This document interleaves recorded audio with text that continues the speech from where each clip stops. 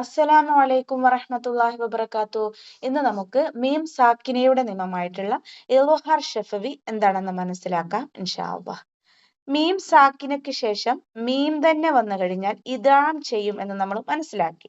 അതുപോലെ മീം സാക്കിനയ്ക്ക് ശേഷം ബ എന്ന അക്ഷരം വന്നു കഴിഞ്ഞാൽ ഇഖ്ഫാ ചെയ്യും എന്നും നമ്മൾ കഴിഞ്ഞ ക്ലാസ്സിൽ മനസ്സിലാക്കി. അപ്പോ മീം സാക്കിനയ്ക്ക് ശേഷം മീം ആൻഡ് ബ എന്നീ അക്ഷരങ്ങൾ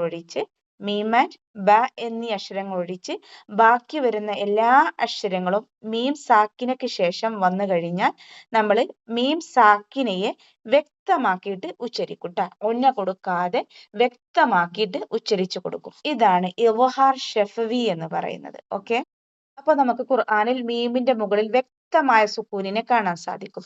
ഇദ്ഗാമിലും ഇഖ്ഫാവിലും നമ്മൾ പറഞ്ഞിരുന്നു മീമിന്റെ മുകളിൽ സുക്കൂനിനെ കാണുന്നില്ല. പക്ഷെ ഇൽഹാറിൽ നമുക്ക് ഖുർആനിൽ വ്യക്തമായ സുക്കൂനിനെ കാണാൻ സാധിക്കും. ഓക്കെ, അപ്പൊ നമുക്ക് കുറച്ച് ഉദാഹരണങ്ങൾ എഴുതി നോക്കാം. ഇവിടെ നോക്കൂ, കുറച്ച് ഉദാഹരണങ്ങൾ എഴുതിയിട്ടുണ്ട്.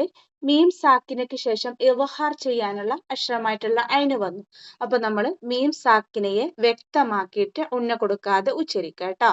ഫലഹും അദാബ് വഹും അലാ. ഇവിടെയും മീം സാക്കിനയ്ക്ക് ശേഷം ഐനാണ് വന്നിട്ടുള്ളത്. അപ്പൊ നമ്മൾ അവിടെ മീമിനെ വ്യക്തമാക്കിയിട്ട് ഉന്ന കൊടുക്കാതെ ഉച്ചരിക്കുക. വഹും അലാ മിൻഹും ഇല്ലാ. ഇവിടെ മീം സാക്കിനയ്ക്ക് ശേഷം ഹംസ വന്നു. അപ്പൊ അവിടെയും നമ്മൾ എന്ത് ചെയ്യണം? മീമിനെ വ്യക്തമാക്കിയിട്ട് ഉന്ന കൊടുക്കാതെ ഉച്ചരിച്ചു കൊടുക്കുക. മിൻഹും ഇല്ലാ. അപ്പോ ഇതാണ് ഇൽഹാർ ഷഫവി എന്ന് പറയുന്നത്.